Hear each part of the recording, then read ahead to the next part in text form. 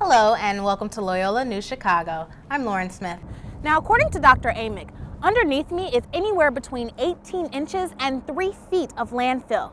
This space starts at Loyola's parking garage and stretches all the way over to buildings Dumbach and Cudahy, and even underneath Loyola's steam plant. Now, because this area is constantly disrupted during construction, this begs the question, are there toxins in this landfill, and should the residents in this area be concerned? The Midwest is no stranger to winter weather, and with snowy conditions come tricky commutes. Loyola has roughly 16,000 students, and almost half of them have to commute to class. Dangerous driving conditions and heavy snow can make it difficult to get to campus. Loyola's official policy is to remain open unless it is too difficult for employees and students to make the commute.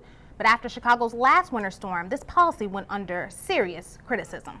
In case you missed it this week, 90s fans rejoice as a spin-off sequel to Full House was officially announced. Fuller House will air 13 episodes on Netflix, bringing all the previous cast members to reunite in the first episode.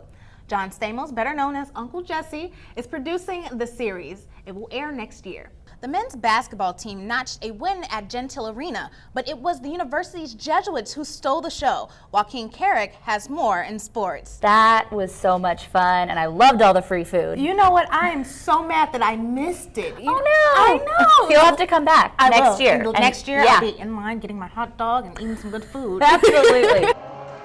The life of Chicago's former archbishop is remembered by many in the Catholic and interreligious communities. During the several memorial services held throughout the week of his death, many political and religious leaders paid their respects to Cardinal George. As a church leader, Cardinal George dedicated the last 17 years of his life to preserving the Catholic identity.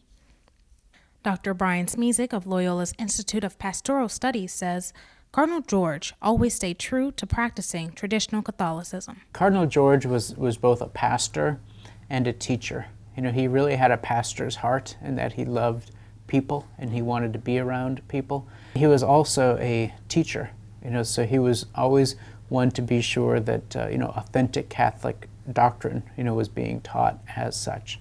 There is no doubt that Cardinal George left a great legacy here in Chicago.